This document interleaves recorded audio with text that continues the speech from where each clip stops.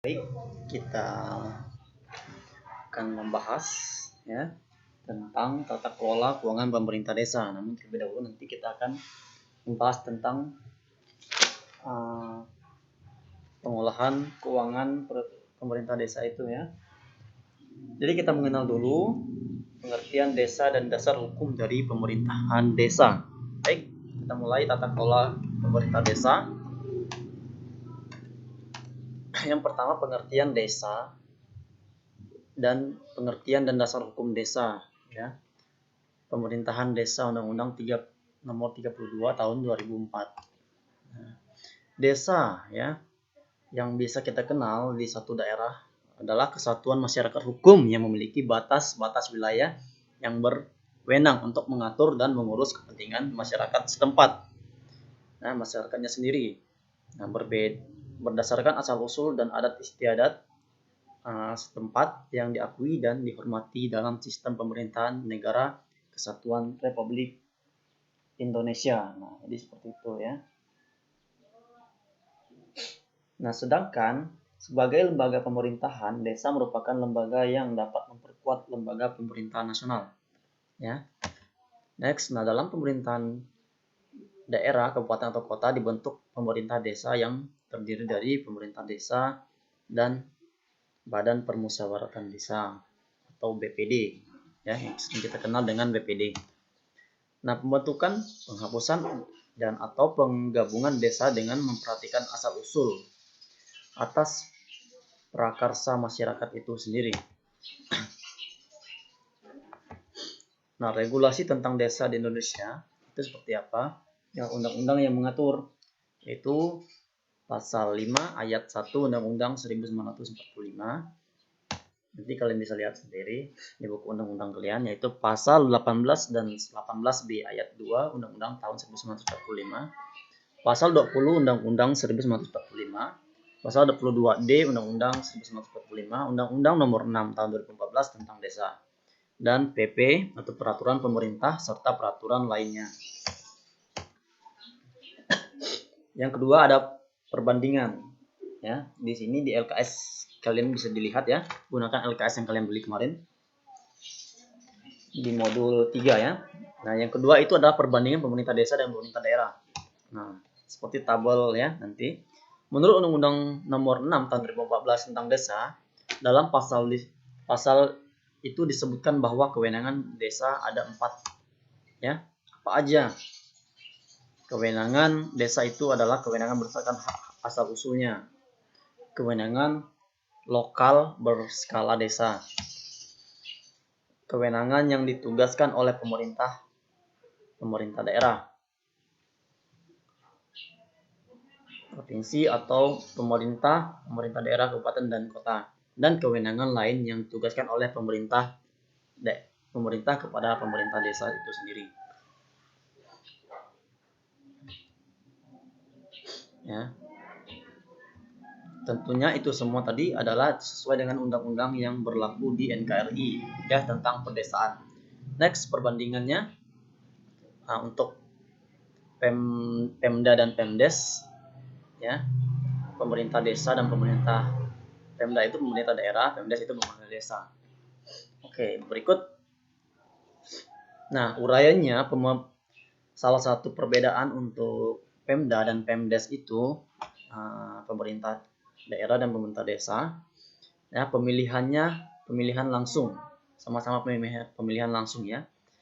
Kalau di Pemda itu namanya pilkada, pemilihan kepala daerah. Kalau di Pemdes atau pemerintah desa itu adalah pilkades, pemilihan kepala desa. Next, masa jabatannya pasti berbeda. Untuk Pemda itu 5 tahun dan Pemdes itu 6 tahun saja ya. Nah, eksekutifnya adalah untuk Pemda itu gubernur, bupati dan wali kota. Untuk Pemdes adalah kepala desanya. Legislatifnya untuk Pemda adalah DPRD, sedangkan Pemdes adalah BPD ya, Badan Permusyawaratan Daerah. Untuk perencanaan itu yang udah kita bahas sebelumnya, ini ada RPJM, RKPD, ini untuk yang Pemda. Untuk Pemdes itu RPJM Desa, RKPK Desa ya, RKP desa. Nah, sumber pendanaan itu berasal dari untuk Pemda pendapatan asli daerah transfer ya seperti DAU, DAK dan bagi hasil seperti yang kita bahas di pembahasan sebelum-sebelumnya. Sedangkan yang Pemdes adalah pendapatan asli daerah ya. Itu transfer. Nah, dana desa, anggaran dana desa dan lain-lain. Nah, untuk anggaran untuk Pemda ini adalah APBD ya. APBD-nya itu adalah anggaran pendapatan belanja daerah. Sedangkan untuk Pemdes itu APBD juga yaitu anggaran pendapatan dan belanja desa. Nah, kekayaan yang dipisahkan dari anggaran atau pendapatan masing-masing yaitu untuk Pemda yaitu BUMD-nya ya, badan usaha milik daerah berarti. Kalau yang Pemdes itu adalah BUMD juga yaitu badan usaha milik desa. Ini tergantung wilayah masing-masing apakah mempunyai BUMD atau tidak ya. Tapi kebanyakan di Indonesia untuk sekarang di desa-desa itu juga memiliki BUMD sendiri ya. Next yaitu laporan seperti laporan semesteran, tahunan dan akhir masa jabatan. Nah, apa-apa aja untuk Pemda itu laporan prognasi APBD-nya dan LPPD, LKPJ, info masyarakat, LPPD, AMJ. Untuk Pemdes laporan pelaksanaan APBD desa, LPPD desa, LKPJ, info masyarakat desa, LPPD desa, AMJ desa.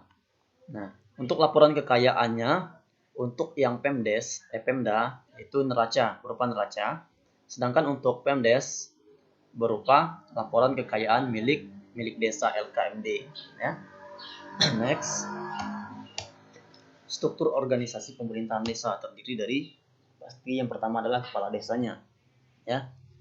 Kepala desa merupakan pimpinan suatu desa. Kepala desa memegang jabatan tadi selama 6 tahun ya, terhitung sejak tanggal pelantikan.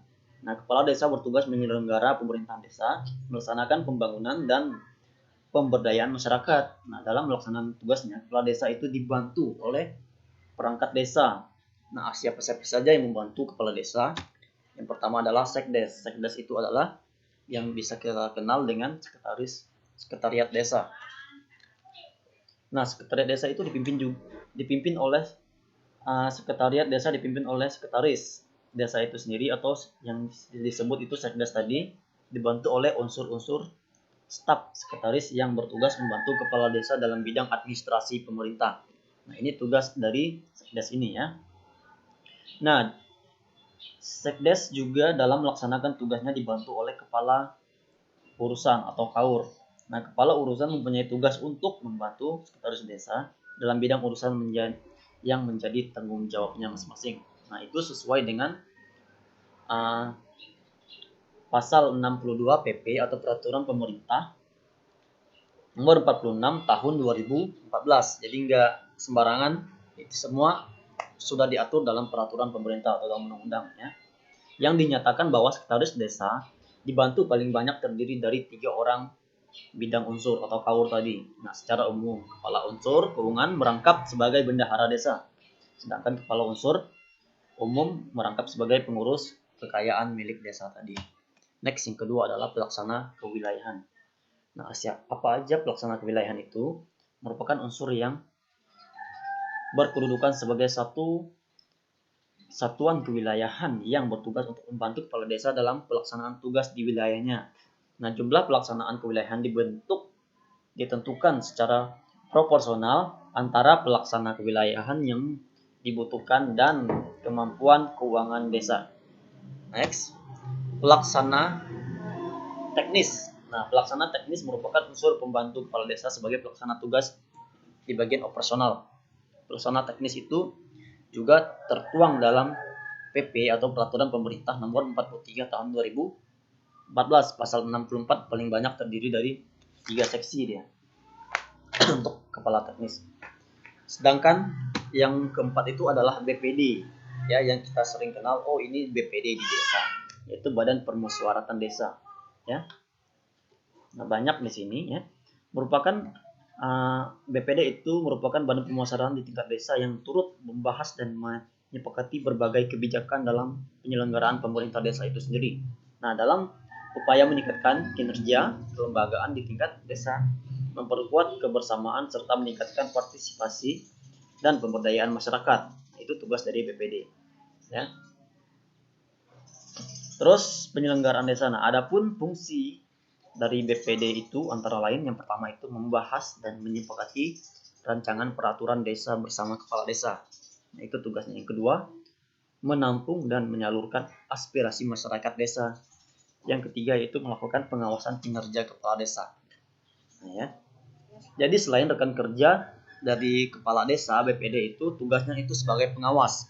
Itu pengawas di bagian internal berarti ya, bagian internal bukan eksternal dari desa itu. Nah, next yaitu kelembagaan masyarakat desa. Nah, di dalam undang-undang desa diatur mengenai kelembagaan desa. Lembaga desa LKD antara lain adalah RT, RW. Nah, itu ya. Terus PKK-nya, Karang Taruna, Posyandu, dan LPMD-nya yaitu Lembaga Pemberdayaan Masyarakat Desa. Nah, itu adalah lembaga-lembaga yang turut serta dalam kelembagaan masyarakat desa. Ya. Nah, dengan rincian tugas itu apa-apa aja sebagai berikut. Yang pertama, melakukan pemberdayaan desa, masyarakat desanya. Ikut serta dalam perencanaan ya, perencanaan dan pelaksanaan pembangunan. Meningkatkan pelayanan masyarakat desa. Ya. Sedangkan fungsi yang dimiliki oleh LKD sebagai berikut, yang menampung dan menyalurkan aspirasi masyarakat, menanamkan dan memupuk rasa persatuan dan kesatuan masyarakat, meningkatkan kualitas dan mempercepat pelayanan untuk pemerintah desa, menyusun rencana, melaksanakan, mengendalikan, melestarikan, mengembangkan hasil pembangunan secara partisipatif, menumbuhkan, mengembangkan rekan partisipasi swadaya serta gotong royong masyarakat, meningkatkan kesejahteraan keluarga, meningkatkan kualitas sumber daya manusia. Itu tugas dari LKD. Ya. Nah, yang keempat, asas pengelolaan keuangan desa. Ya. Asas pengelolaan keuangan desa itu terdiri dari 3: transparan, akuntabel, dan partisipatif. Nah, ini ya, keuangan desa itu dikelola berdasarkan praktik pemerintah yang baik. Asas-asas pengelolaan keuangan desa sebagaimana itu tertuang di dalam Permendagri atau peraturan Menteri Dalam Negeri nomor 113 tahun 2014, yaitu tentang ketiga hal ini ya, yaitu TAP ini. Yang pertama T, transparan, A, akuntabel, P, partisipatif. Jadi itu ya. Kenapa transparan? Yaitu prinsip keterbukaan. Nah, jadi yang memungkinkan masyarakat untuk mengetahui dan mendapatkan akses informasi seluas-luasnya tentang keuangan yang dimiliki oleh desanya. Nah, jadi nggak ada lagi tutup-tutupan ya. Nah, jadi kalian bisa melihat, oh di sini anggaran desa sekian, pendapatan, transfer, untuk pengeluaran, pembangunan, dan lain-lainnya. Akuntabel, perwujudan kewajiban untuk mempertanggungjawabkan pengelolaan dan pengendalian sumber daya dan pelaksanaan kebijakan yang dipercayakan dalam rangka pencapaian tujuan yang ditetapkan. Asas akuntabel yang menentukan bahwa setiap kegiatan dan hasil akhir kegiatan penyelenggaraan pemerintah desa harus dapat dipertanggungjawabkan kepada masyarakat desa sesuai dengan ketentuan peraturan perundang-undangan yang berlaku. Itu asas akuntabel. Partisipatif yaitu penyelenggaraan pemerintah desa dengan mengikut sertakan kelembagaan desa dan unsur masyarakat desa itu sendiri ya. T ya, ada T yang tertib, yang terakhir. Tertib dan disiplin anggaran, yaitu pengelolaan keuangan desa harus mengacu pada peraturan atau pedoman yang melandasi beberapa disiplin anggaran yang perlu diperhatikan dalam pengelolaan keuangan desa. Pendapatannya ya, yang dirancang merupakan perkiraan yang terukur secara rasional. pengeluaran juga seperti itu ya. Jadi harus balance dia. Oke, sampai di sini dulu untuk pembahasan tentang desa itu seperti apa asasnya ya. Nah, strukturnya nanti kita cari dulu strukturnya ya. Strukturnya itu ada, nanti strukturnya akan dijelaskan di slide yang berbeda. Untuk yang ini sampai di sini dulu, asas sampai asas pengelolaan desa. Jadi untuk tugas di materi penjelasan selanjutnya. Semoga materi dapat membantu dalam proses kalian belajar selama COVID-19. Terima kasih.